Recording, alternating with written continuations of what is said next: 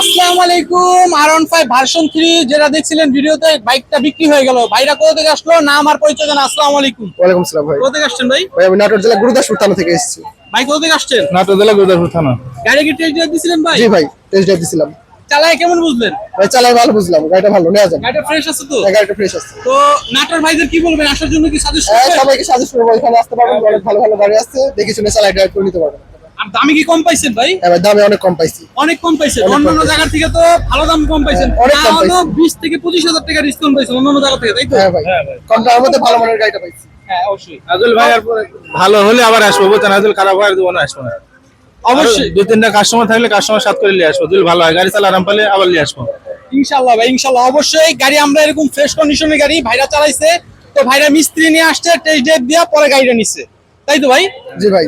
তো এরকম কন্ডিশনের বাইক নিতে চাইলে অবশ্যই আমাদের সাথে যোগাযোগ করতে পারবেন। আর ভাইদের জন্য সবাই দোয়া করবেন। আসসালামু আলাইকুম ভাই।